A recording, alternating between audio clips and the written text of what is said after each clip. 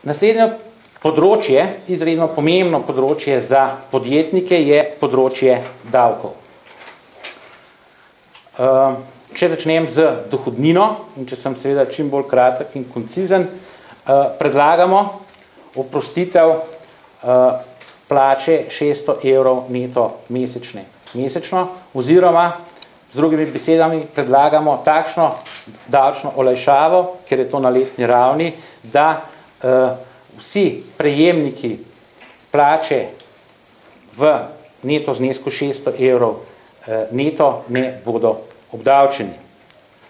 Glede na to, da je celoten protikrizni projekt naravnan v smer razvoja, v smer raziskav, predlagamo, da se oprostijo plačila dohodnine inovacije in mladi raziskovalci. Mladih raziskovalcev je 1200 in mislim, da seveda to ne bi bilo preveliko davčno breme, da tega ne bi mogli narediti. Predlagamo na področju obdavčevanja pravnih oseb, da se v letu 2011 stopnja davka od dohodkov pravnih oseb zniža za 2 odstotni točki, kar pomeni, da bi znašala 18 odstotkov, v letu 2012 pa 17 odstotkov. Predlagamo, glede na to, da je veliko bolje imeti zaposlene, da je treba odpirati poti za samozaposlitev, tako imenovane davčne počitnice, za prva obdobja poslovanja, ali v okviru samostojnega podjetnika, ali v okviru pravnih oseb. Na področju olajšav poznamo tako imenovano investicijsko olajšavo in olajšave za raziskave in razvoj. Predlagamo 40% investicijsko olajšavo glede na investirani znesek. Investicije so se v zadnjem letu zmanjšale za 30%, oziroma investicije v opremo. Kar pomeni, da dejansko podjetja ne investirajo, lahko rečemo na nek način stojijo na mestu in se ne premikajo. Glede na celoten razvoj, svetovni razvoj in tako naprej, je potreben investicijski razvoj in temu bo seveda namenjena tudi 100% olajšava v raziskave in razvoj. Kar pomeni, da tisto, kar bi podjetja namenila za raziskave ali za razvoj, tudi tisto bi bilo dejansko olajšava za podjetje in v enem letu bi dejansko to popolnosti izkoristila. Ena izmed elementov določitve davčne osnove je seveda tudi amortizacija. In pri amortizaciji predlagamo bistveno povečanje vseh amortizacijskih razredov.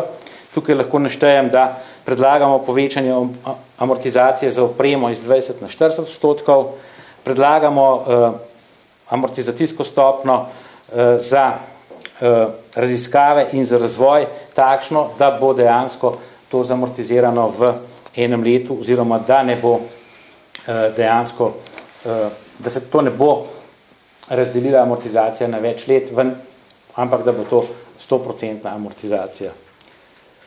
Glede na relativno zapletenost, predvsem za manjša podjetja in za podjetnike, davčnega sistema in tudi obračuna davkov in seveda tudi prispevkov, predlagamo, da se poveča tako imenovana pavšalna obdavčitev iz sedanjih 42.000 evrov, kar pomeni, da danes je možno, da samostojni podjetniki, ki imajo letni promet v višini 42.000 evrov, vstopijo v sistem, do 42.000 evrov vstopijo v sistem tako imenovane pavšalne obdavčitve.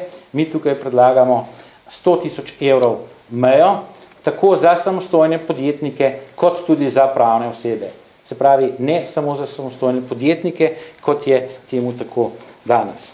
Predlagamo seveda tudi to, da bo prišlo do večje povezave med tako imenovano civilno sfero in gospodarstvom, zato predlagamo povečanje donacij za različna društva, ki se ukvarjajo s kulturnim, športnim, vzgojno-izobraževalnim, humanitarnim namenom in tako naprej, iz sedanje 0,3 na 0,5% za kulturo oziroma za, če pride do naravnih nesreč, pa do 0,8%. To je v bistvu temelj ukrepov, ki se nanaša na davčno področje.